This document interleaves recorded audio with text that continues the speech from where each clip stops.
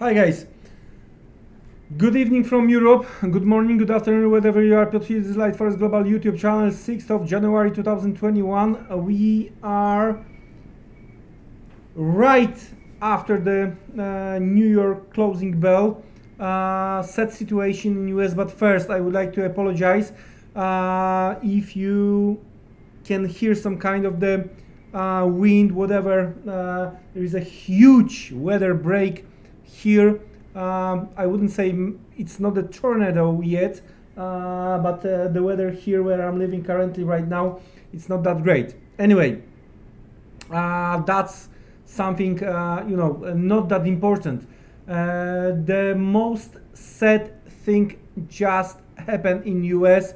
Looks like the well, some guys are saying that democracy is coming to the end in US, but of course, all the details you probably heard watching your local news stations. So the things, especially in capital, don't look good right now. So, well, we will see how it's going to end up. Anyway,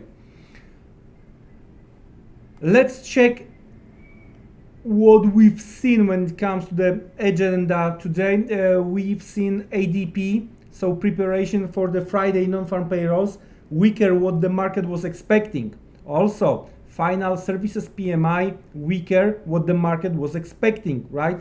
And the FOMC, there was a few words about the possible tapering. Well, all those things didn't happen when it comes to the technology index with the yields, US yields above 10 years, above 1%. So to be honest with you, the overall situation doesn't look good, and under the normal market conditions, I have to point this out.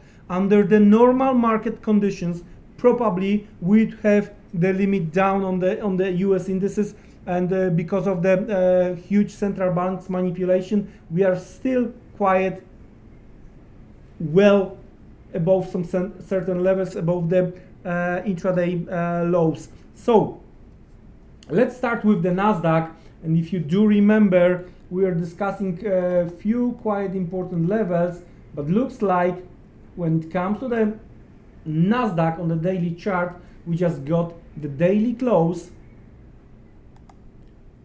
First time after the break, looks like shy, tiny, but anyway, close below. Now, how does it look like from the intraday perspective? Well, if you do remember, we were talking yesterday, and yesterday it was like almost to the point. Come on, just like this. We are very good, right? But if you haven't been filled, or if you were worried to trade after hours, right?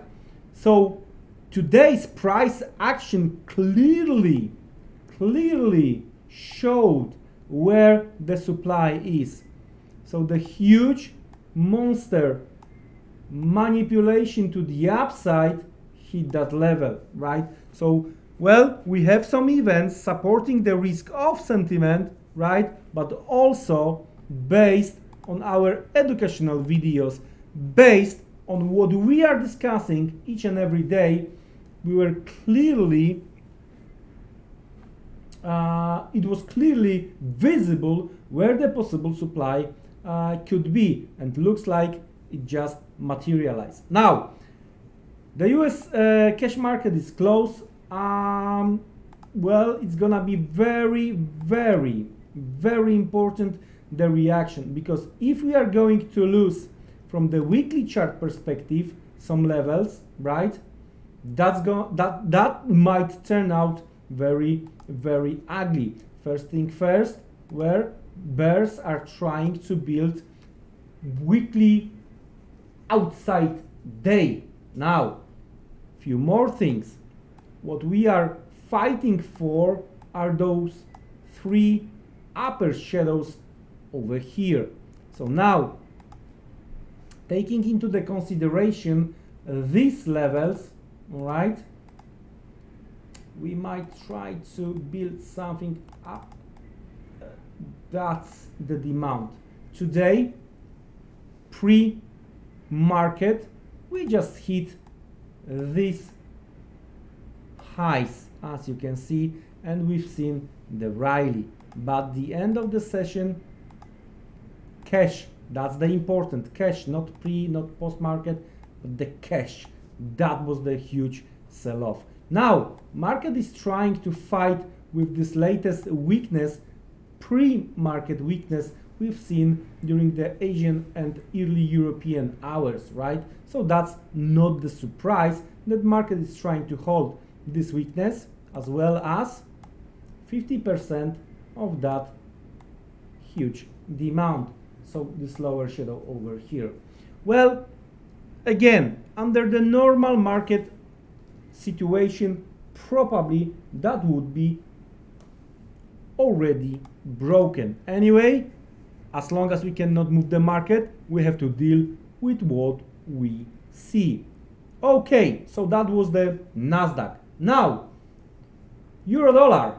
Well, that's very interesting because of the whole situation. At some point when we were getting the more and more information from the capital, right, dollar been losing the ground.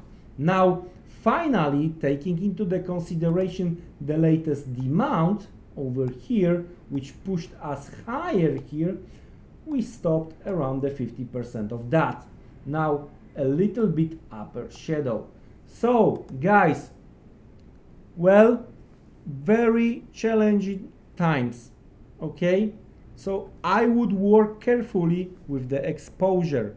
Again, under the normal market circumstances, well, we should see indices lower, probably yen a little bit higher.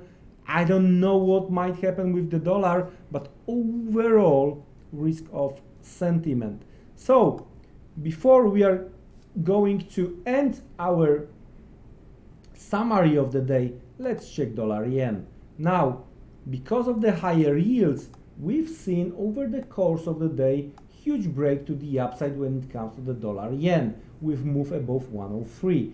Now, with all those things related to the capital and risk of sentiment, we got back below 103.30, 103.25. But market is trying to hold the breakout level. Latest weakness, breakout level over here, creating the lower shadow. I do believe there are some invisible hands of the Bank of Japan, right? But guys, that's the crucial level. 103, 102.90, I think is a crucial level when it comes to the dollar yen. Taking into the consideration the upside price action we've seen, it could be treated as a stop count related to 103.30, 103.40. So in case of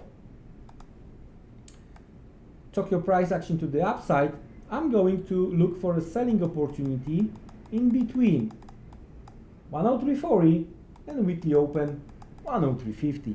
With that being said, taking into the consideration all the things we've seen today, first and foremost, be careful, then try to lower your exposure and do things you usually do.